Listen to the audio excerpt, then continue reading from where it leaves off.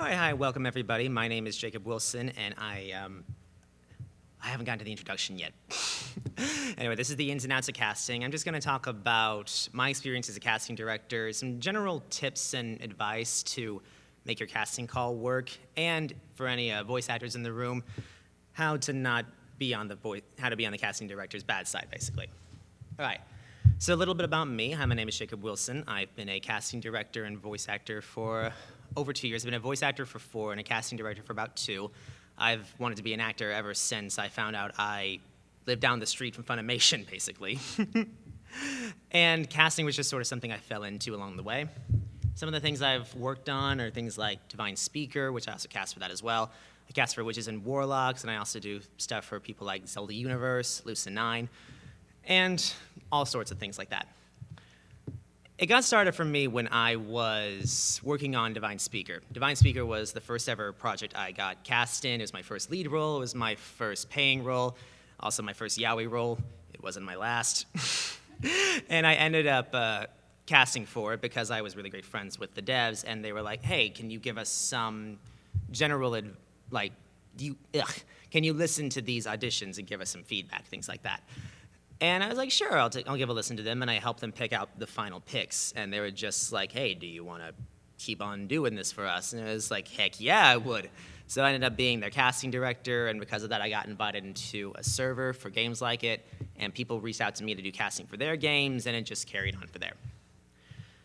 So what does it take to make a casting call? It's a lot more complicated than these 3 steps. But it generally breaks down into 3 processes. The first is actually making the casting call, getting all your information together into one neat space for people to look at and people to audition with.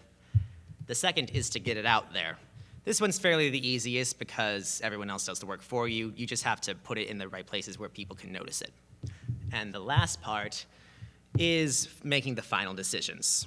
I think this is can y'all see this? Well, yeah, just making sure. This is a pretty representative piece of it because there's hundreds of dominoes there, but you only have one that you can pick. And then you do that for every single role you have. All right, so let's actually break down the stuff. How do you make the casting call? Well, first you need to decide how many characters you're doing. You can either do all the characters at once, or you can do character by character. Generally, how I do it, for this particular project, Witches and Warlocks, which is what I'm going to use for the examples, I cast all the characters for it, which was like 7 roles. It's my biggest casting call to date.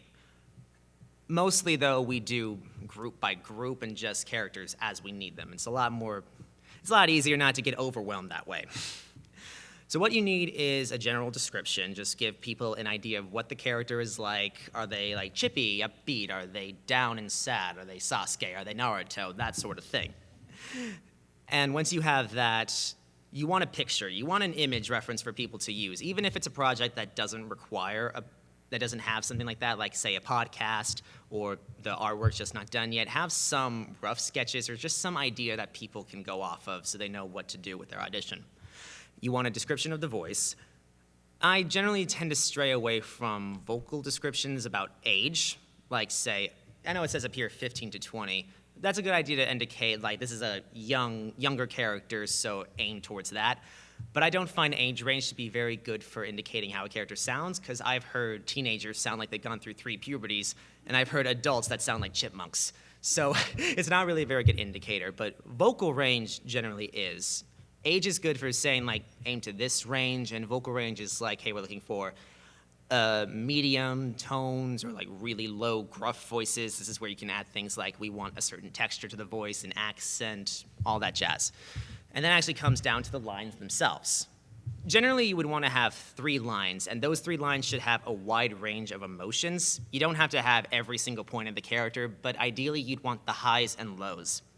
I've auditioned for projects before where the auditions kind of had very similar emotions, and then I actually get in to record for the character, and I find out, oh, I have to do death screams, or my character dies in someone's arms, or I have to cry my eyes out. And thankfully, I could do those things, not to brag, but if you're not sure that a person can do that, then the best way to make sure is to have those in the audition. If you don't want to spoil the stuff, then what you can do is make up lines. I've had people who just write lines for the casting call, and that's what they put up there.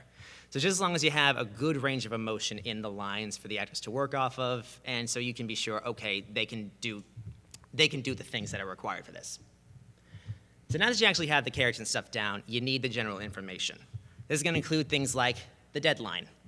Now, fun fact at the time, Witches and Warlocks, the deadline was about a month away. We thought that that was a good amount of time for people to get their auditions in and not worry about things, and it was.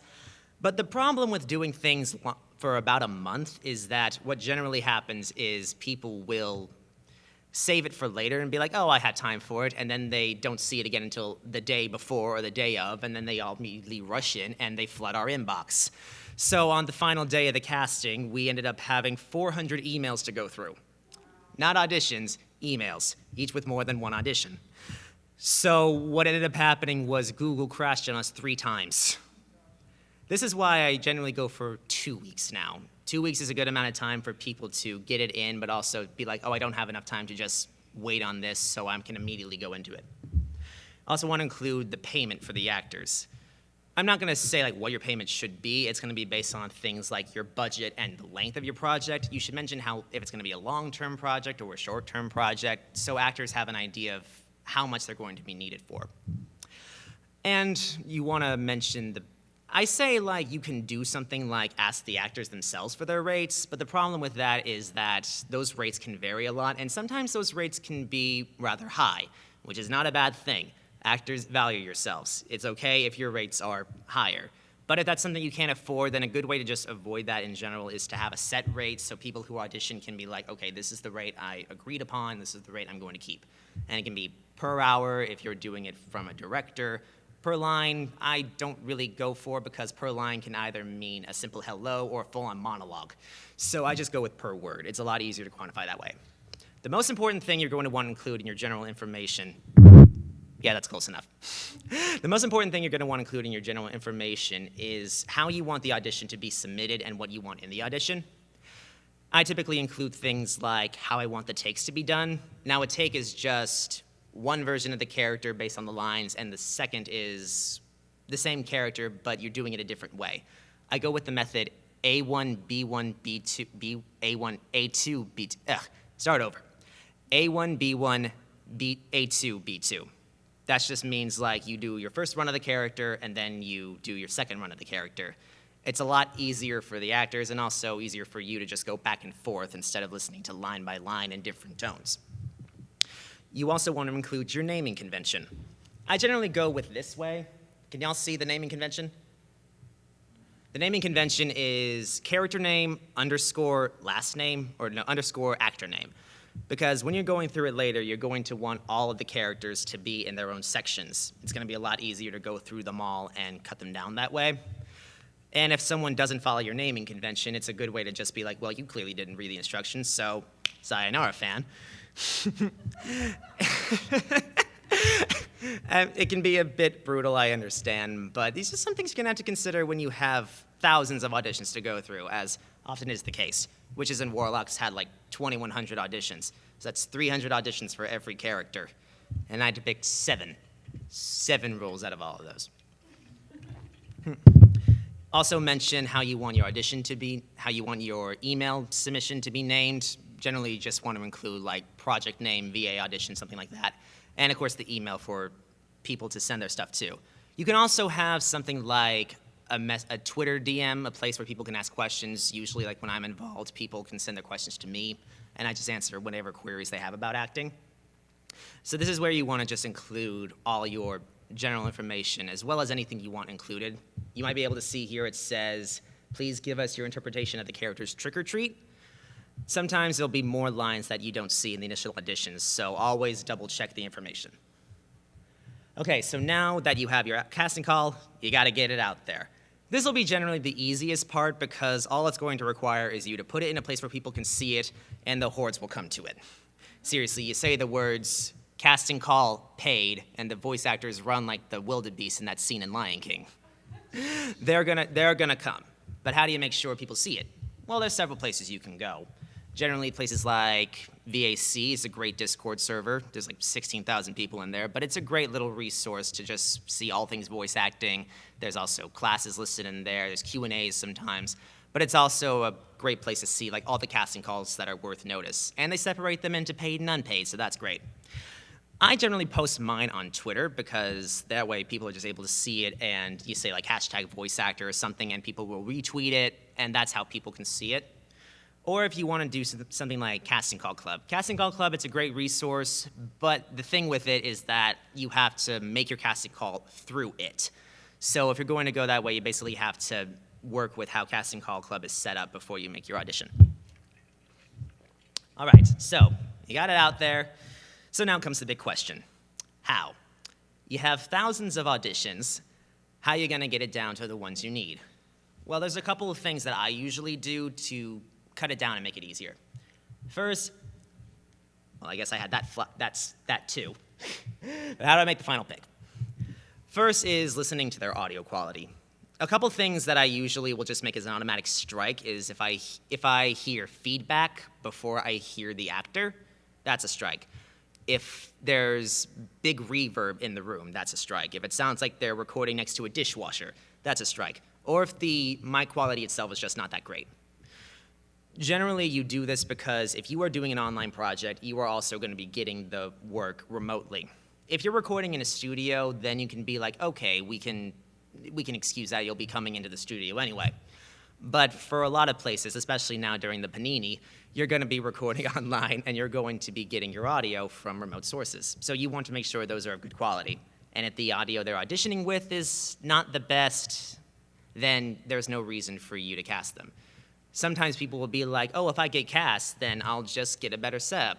Well, there's no reason to do that when this person can also do the part and already has a good setup. It's just too many factors to worry about, especially when you're on a crunch. Other things is, do they fit the character? How's their acting? If they're not hitting the beats, the emotional beats that are needed, that would generally be a strike too. Generally, you can tell what it would be that you need from the actor and their reads for this character. Or if their voice is just not what you have in your head. You generally want to have a good idea of what the character sounds like before this so you know what to compare everything else to. You will sometimes get curveballs and you'll get auditions that'll be like, oh, this is not what I was originally wanting, but it is now. And that certainly happened before. But generally, it's still good to have an idea in your head of what you want. So you've done all that. How do you pick the final one? It was easy to weed out the ones based on the bad audio or the acting or whatever, but now you actually have to get into the nitty-gritty of things. Well, there's a couple ways to do that. Let me just make sure yeah. Sometimes it's easy. Sometimes there is a big bright light bulb and this is the only choice you want. This is the only choice from the start. That's definitely happened before. But for the most part, you're just gonna get a lot of light bulbs.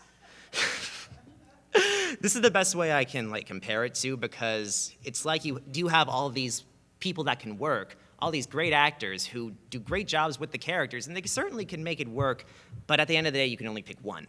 So you have to do things like, this person's vocal texture doesn't fit as well as this person, or I don't know if their cadence is the best fit, or I really like the way they read this line, or I like the way they delivered this. It's all those little things. I've heard some people say the little things aren't a thing, but in my experience, they are a thing. And that's how you will ultimately make your final pick. That's how you will fit down those hundreds of auditions into the one final one. So you know that the one you got is truly the best one you could have gotten. All right. So there are other kinds of casting calls. These ones you usually will do if you need things really fast, if the roles are too small. I've seen some people do it for bigger things. It all depends on what the person wants. One of them is demos. Demo calls are usually done if you have extras that you need to fill or just a lot of roles that you need to fill in a quick amount of time. The great thing about demo calls is that they are a lot more expedient. You can just post them, say, hey, I need demos, and people can just post them as fast as they respond on Twitter. And you can just listen to all of them and find what you're looking for through them. The biggest con with demos is that when you are doing auditions, you have a lot of files to go through, but there are a lot of files about that one role, and they're tailored to that role. So you know what to look for, and it's a lot easier to go through them to find something. With demos, you basically have to listen through the entire thing to find a match. And if you have like 100+ demos and each of them's over a minute long, it'll automatically feel very tedious and very time-consuming. That's why I generally keep those for the smaller ones, like the extras or roles that just don't feel like they really need a full-on casting call to do. Or sometimes if I just need something quick.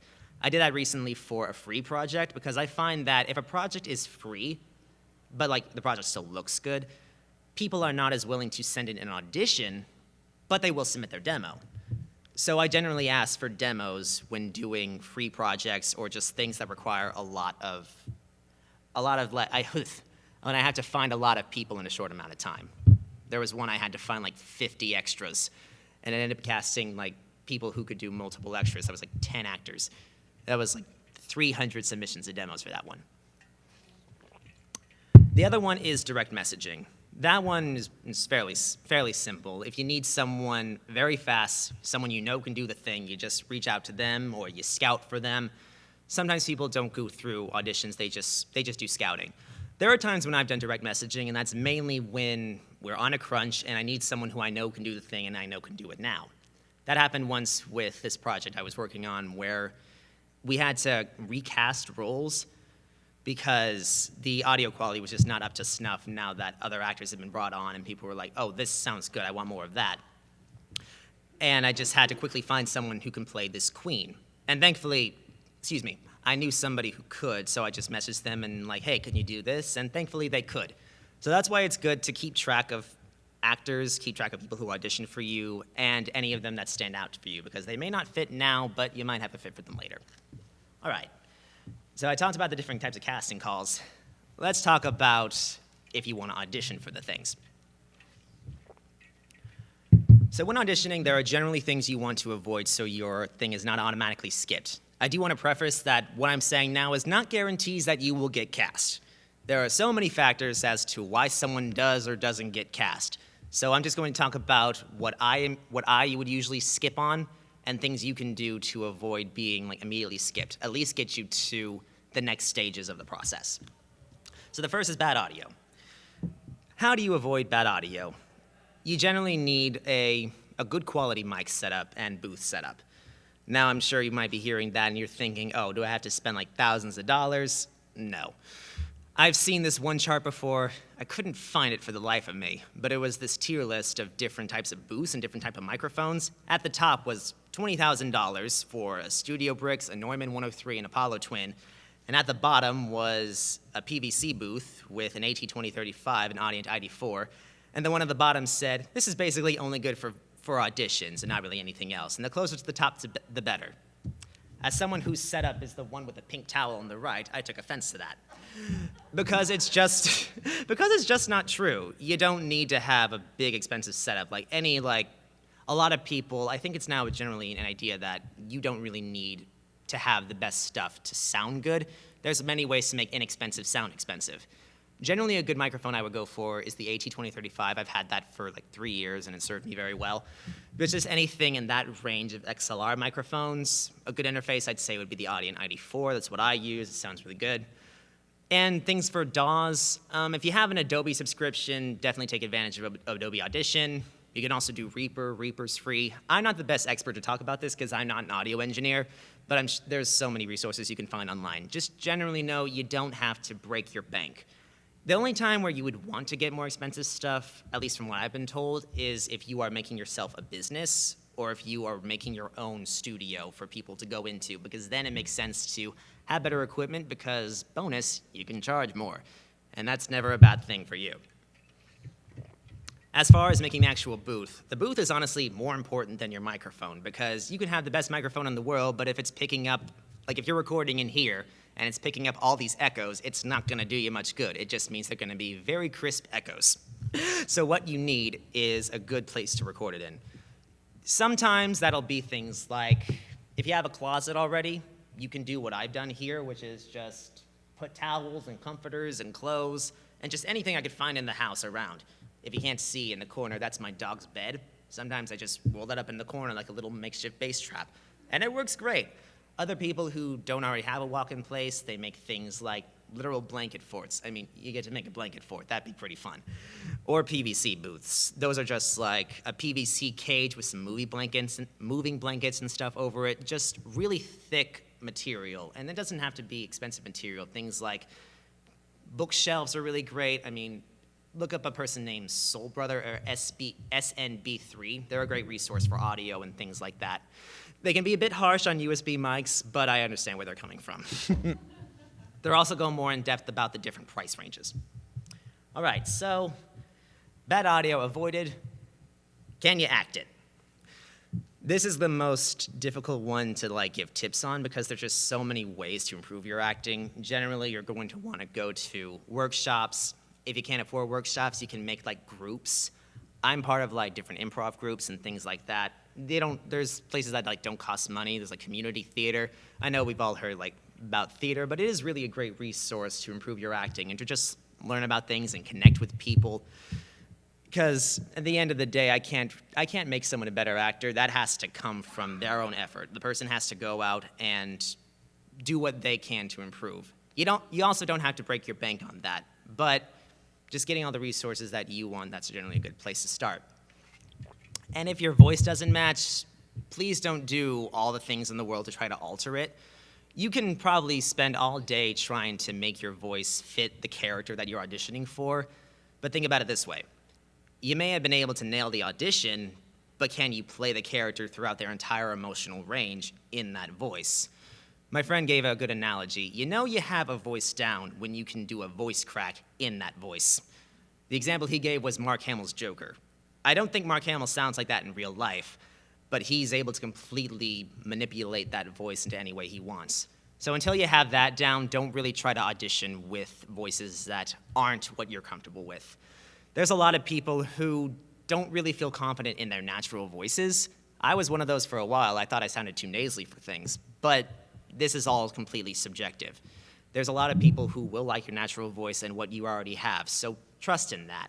Trust in your natural voice and what you can deliver. You can do slight things with inflection, cadence, accents, or whatever, but don't worry too much about if you're high-pitched and you can't match this low-pitched character. That's completely fine.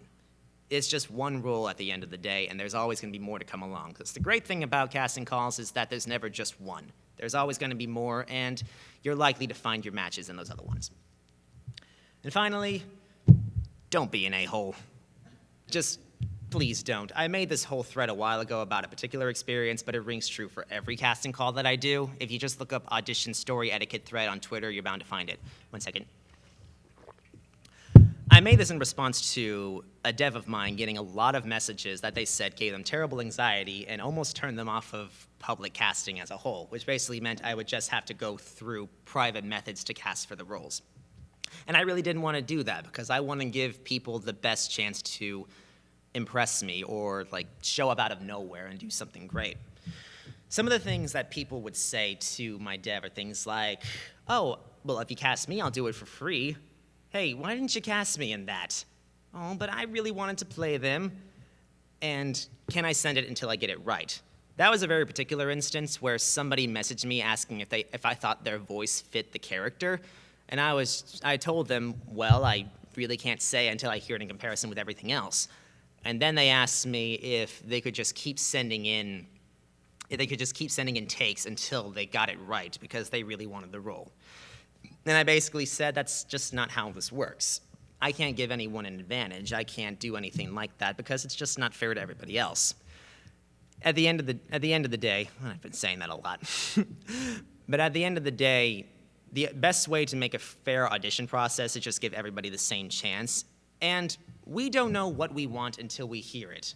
I know I said before that we have an idea of what our character should sound like, but there are definitely times where things come along that we are not expecting, and we end up really liking those. So if it's something that you feel may not be the best fit, but you feel like you can still do a great job with the character, then absolutely shoot your shot, because, you miss 100% of the shots you don't take.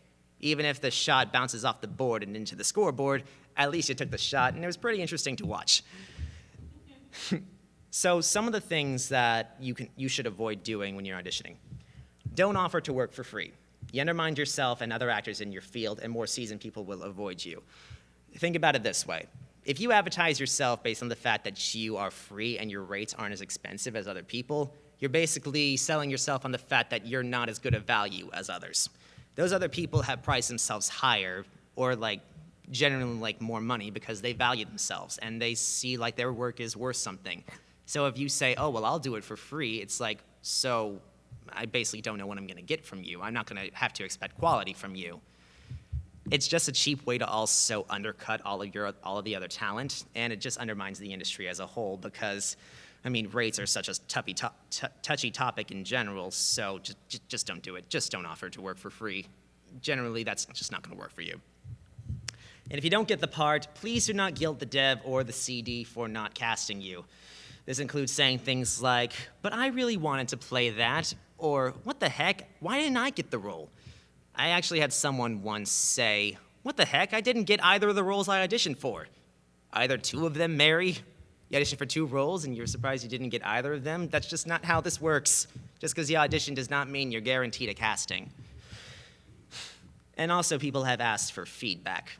I'm not opposed to giving people feedback. The problem is that we listen to so many auditions that we're not likely to remember yours right off the bat, and it will require us to go back into the archive to find them, and that's just more time than it's worth. Casting directors could go through every person individually, but that also will just take too long. I've actually wanted to do something a while where I would make a form for people to submit their audio quality and could tell them if it was castable or not. That's a list of the things I need to do. But I think it'd be a good idea.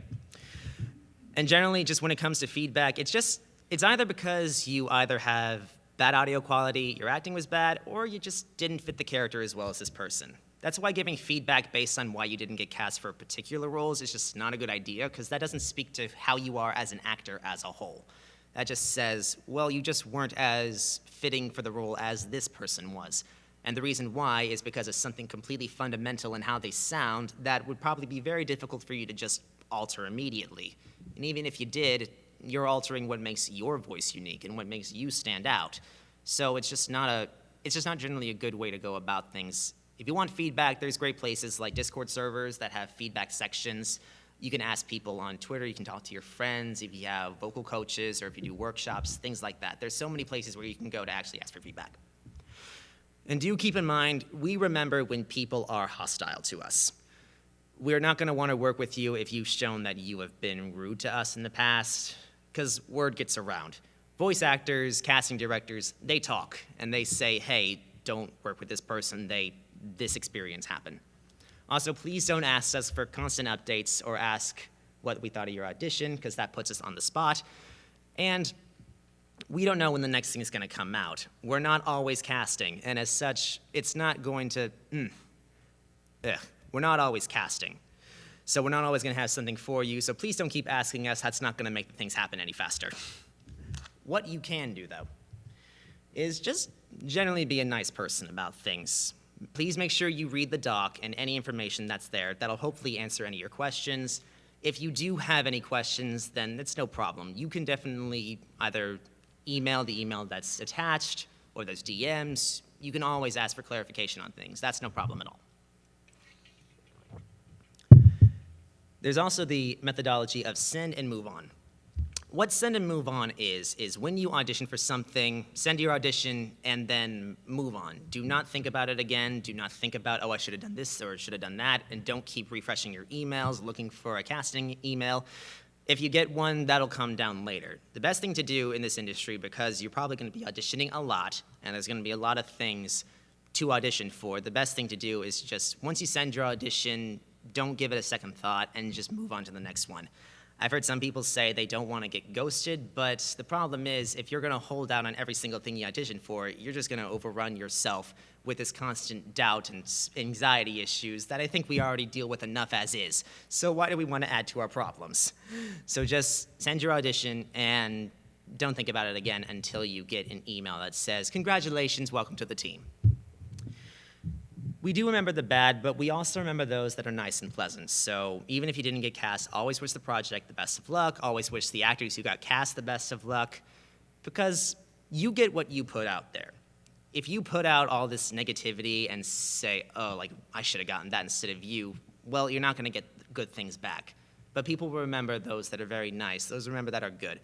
We've had somebody who has auditioned for this one particular project for every casting call, and they're always super supportive of the project and always wanting to like see the project come to full fruition, regardless if they get cast or not. And we remember that. We remember the people who genuinely love what we're doing and the projects that we make. So time comes around and an audition comes along and they absolutely nail it and they were finally made a part of the team. And we wanted to have them on the project for a long time. So sometimes things work out that way if you just are supportive of things. And please, at the end of the day, remember that casting is not personal. It is not indicative of you as an actor, and it's not indicative of your skill. It's just saying, oh, this particular role wasn't the best fit for you. Maybe this one is. You don't know until you try. Don't see not getting cast, even if it's like a string of not getting cast, don't take that as you not being able to do the thing. Don't take it as you not being able to be an actor or having no staying power in this industry, because at the end of the day, it's just a role. And there's always going to be more roles. There's always going to be more opportunities. I know some people who they've been trying to get their big break for over a decade now, some even longer. And for some, it happens very fast. It all really depends on so many factors that it's not even worth worrying about. Luck is still definitely a big part of this industry. And sometimes the luck falls in your favor, other times not so much. Sometimes that's just how things fall. But as long as you're putting your best out there and you're putting your best effort forward, that's going to reflect. And people are going to remember that. All right. So that is my thing. I wanted to leave more time for questions because this is a very broad topic. And I wanted to leave it open for anyone to ask whatever it is they want to ask about. So feel free to ask away. I could also talk about just some casting stories in general. Yes. Huh?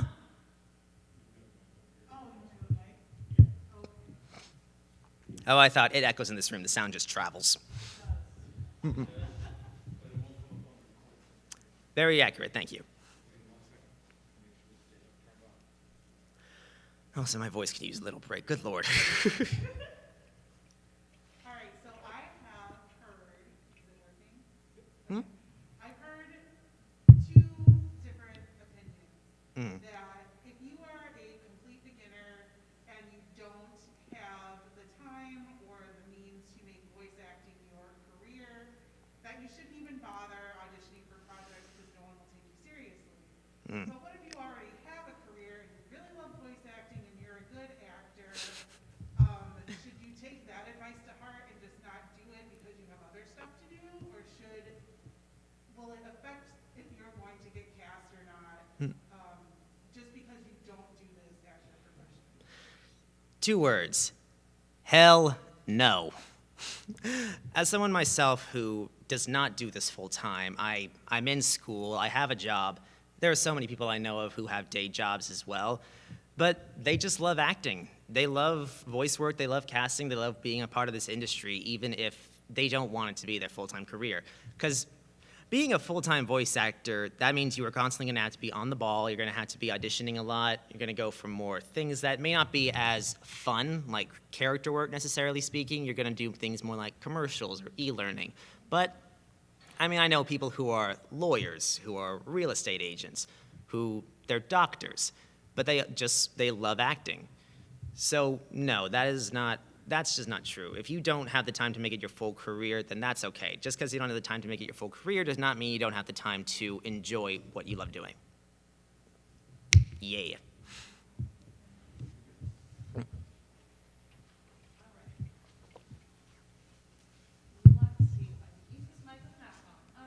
So I'm a career actor, like stage and commercial stuff in Nice. Texas, but I want to do casting. I wanted to do casting for forever. But my question is, generally when I ask people like, how to get in the door regarding casting, people are like, oh, I just ended up there. And I find that not always the most advice. If you have like any input in as far as getting your foot in the door regarding casting in any regard. I'm really interested in like animation and gaming as well, kind of especially. But Yeah. I'm sorry that my answer was more of the same earlier. That is often how it goes. Like, you're a part of the project, and just that's actually a great way to do it, is just talking to like devs of projects and becoming like closer with them and talking with them. You could say it's networking. I prefer to just be like, hey, I like you, let's talk and be friends. But that's how it worked for me, was just falling into it because I was already friends with the devs and I showed that I had a good ear for things. A good way to start as a casting director, because this is also something I did, was I started my own project. And I started my own project as a casting director. And it was a bit of a tedious part because I had to basically make a whole thing happen. And it gave me newfound respect for people who make projects. And I had to get all the money together for it, because I know I did want to pay people, but I ended up making my own project, and I cast it. A great way to get into casting, I'd say, is to make your own projects and to get your own groups together, and those are things you can start advertising. Also, cold calling. That's something that I need to be better at, but cold calling people and saying, hey, if you need someone who has an ear for this stuff, who knows acting, generally just selling yourself as a casting director to people. That's something I would suggest, is be good with your marketing skills. Cool. Okay, and then just, I guess, a thing to tack on. Are there any avenues by which it would be a good idea to network with devs? Or to connect? There's dev servers. Another is like messaging people on Twitter, but when you do that, do your research of the people, because, I mean, some of the projects I worked on, one of them still gets messages to this day for people asking to be the casting director of the project, but I'm already there, which they would have known if they had done a little bit more research. And we get people who message us too, about like wanting to be an actor in the project. So generally just doing your research on things. If you see a project that interests you and like they haven't really shown that they're gonna be doing a voice acting thing or have like a person, just strike up a conversation with them, like express that you really like the project, and if it comes up in conversation, or you can like nudge it towards that, and you'd be like, hey, I would really love to help you bring this to fruition. I could help you find people. Pitch it as a service that they need, and pitch yourself as somebody that they would want to work with, because we recognize when someone is just wanting work, and we recognize when someone just actually thinks what we're doing is really cool. Yes, cool, okay, perfect, thank you. You're welcome.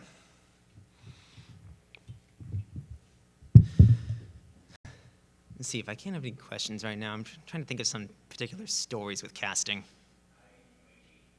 Hello.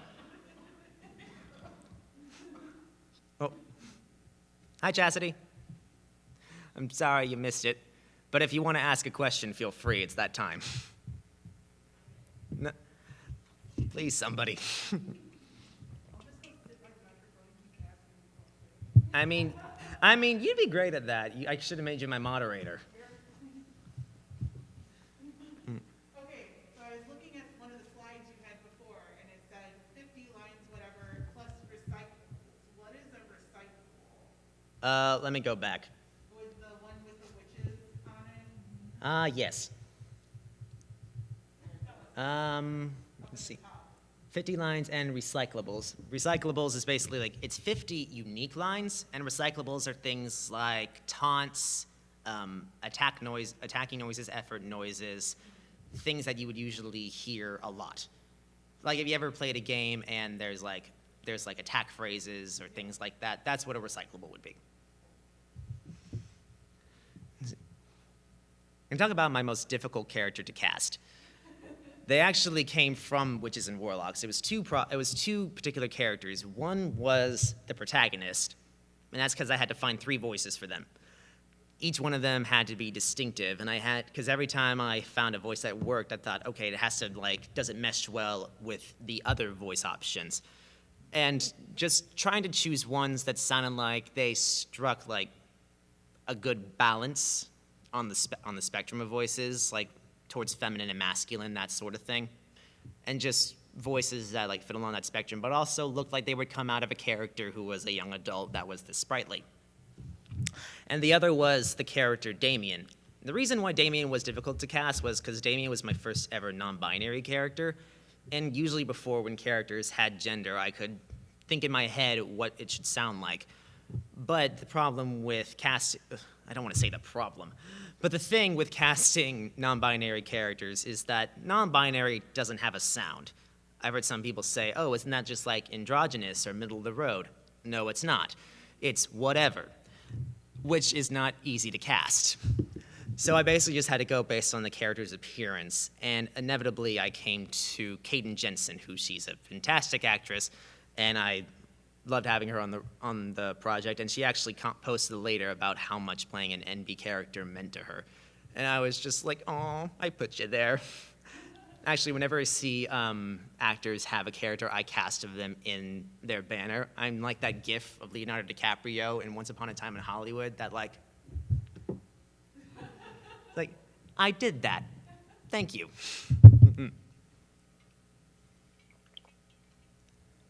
Talk about some other things. I don't mind.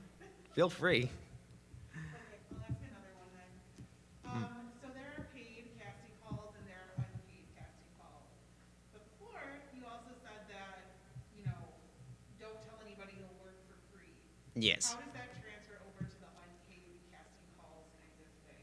What I mean by that is don't tell anyone, don't talk to a paid project, a project that's paying, and say you'll work for free.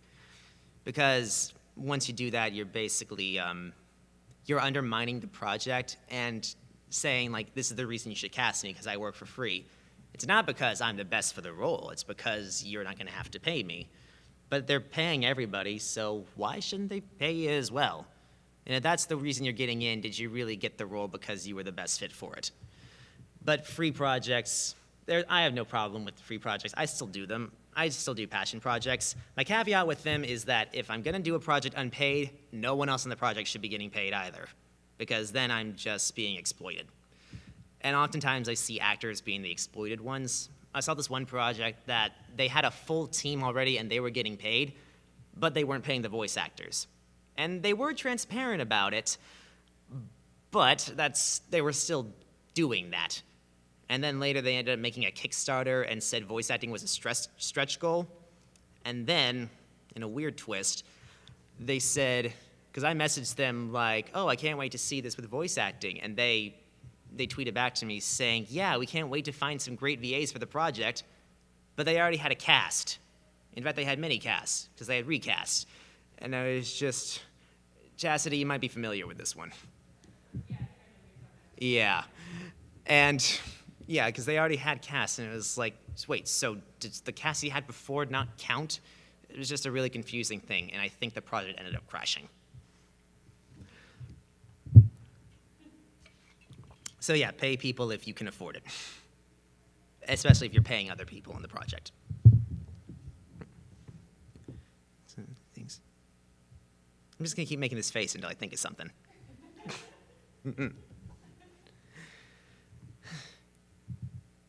Honestly, you just ask me anything at this point. So when you're in your booth, what's the craziest thing you've ever had to act out in all of the roles?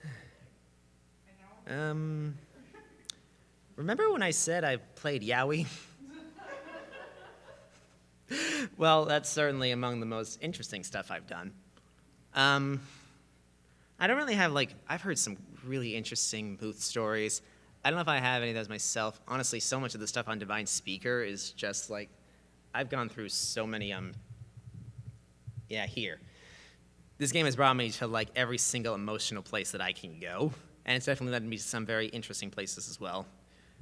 That's how I know that's how I know I had it as an actor, because that character, Mr. Brown Hair, he goes through a lot. And I had to make sure that he sounded good doing a lot. Why am I so thirsty? Yeah, you think as a voice actor it wouldn't be a problem. But apparently it doesn't, apparently it is. I don't know how people who do audiobooks and stuff do this. A lot of water. A lot of water, yes. And it probably helps that in other panels, it's not just one person constantly talking. They can take breaks. Yeah. And then for me, I pass the baton and it just boomerangs back to me.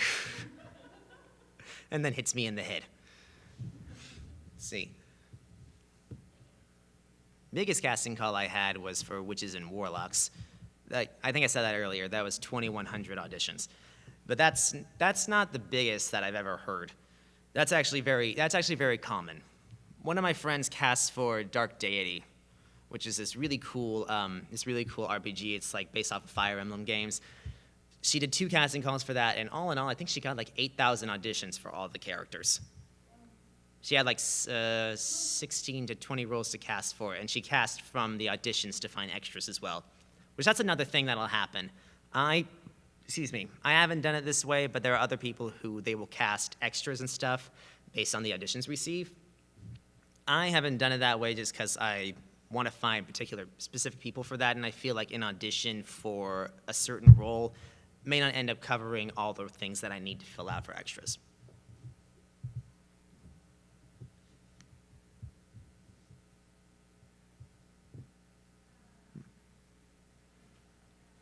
Oh, do you have one? So we're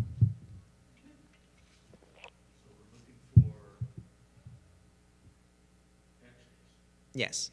What do you tend to look for in that aspect? What lets you know that that would be a good extra voice to put in there from the ones you've already picked out?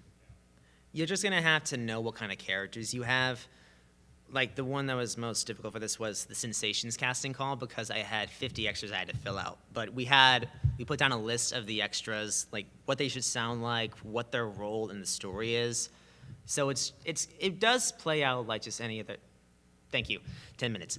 It does play out like any other casting call, but you just have to put down all of the information and find people that fit based on the information provided. Let's see. And if any of you had the question of how do you become a voice actor, look up a website called iwannabeavoiceactor.com. It's a great resource, and D. Riley Baker is amazing. I was surprised to find out he played Appa and Momo. That is range. That's a range. Yeah, you just now know that? Yeah, he's kind of the voice of the childhood. He voiced both Appa and Momo, which means there are times when he's had to eat himself. I mean, what is acting if not finding new ways to punch yourself in the face? In fact, I had that recently in a class where I had to voice an extra that gets punched, and now I'm voicing the character that punches the person. So I'm literally fighting myself. That sounds philosophical in a way. I think I'll probably go into like the 5-minute mark. It's like 4 minutes from now. Think of some other things. So this will be the last time. If there's like literally any quandary or query you have, feel free to come up. What typically goes in a demo reel? A demo? Yes. Oh, would you mind saying that into the microphone? Yeah. Please. What usually goes in a demo reel? A demo is just a showcase of you doing different characters to be like, hey, people who can hire me, here's what I can do. General process for that is I recommend already having a good idea of what you can do beforehand, so you can be like, hey, these are the kinds of characters that I know I can do. These are the characters I want to showcase in my reel. And I generally would say talk to a consultant. There are people who specialize in this. One recommendation I have is Amanda Hufford. She's fantastic. She helped me with mine. Just helped me to like nail down my characters. And the more specific you can be, the better. And from there, once you have the characters, you'll have people who will write the scenes for you. Like, you can do these things yourself. It's just really hard to get a good product, so I just fork out the money and hire people who know what to do, which, funnily enough, that happened recently when we had to fix our sink. I understand now why people just hire plumbers. Especially because we just tore apart the whole dishwasher and still did not fix the problem. So you just hire people who already know what they're doing in those aspects. And from there, you have the scenes written and you get directed in them, and you make a little, basically, it's like your resume. Voice acting resumes are basically the auditions and the demo reels and those things you have. You can have an actual resume, but generally, it's the work that's going to speak for itself. And what you have on your demo is just going to be like, hey, this is what I can do. These are the roles I can fill for you. It's all about fixing any problem a project might have.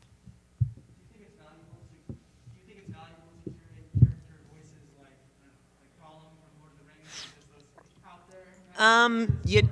They don't have to be Gollum, but they could be Gremlin-type voices. You can definitely turn your impressions into something you can use. Just never say it's actually a Shrek impression. You can just say it's Gruff Scotsman impression. And the reason why is because, like, yeah, it's not a game of impressions, but if you can, like, put your voice in that area, maybe there's something you can do with them. And voice acting is more than just voicing the pretty characters. Sometimes you're going to voice the gremlins. Sometimes you're going to voice the monsters. The creatures need their voices too. Everything is going to need a voice, and if you can do those, hey, that's a niche you can fill. Thank you. You're welcome.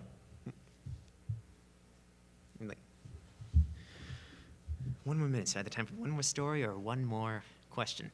What do you think about?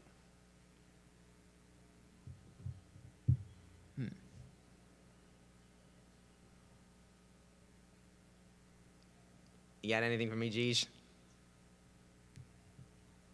I mean, I've already talked to you for like an hour and a half. Yes, but this is being recorded. You're on camera. No. Yes. Well, not the parts earlier, so nothing incriminating. 9 minutes.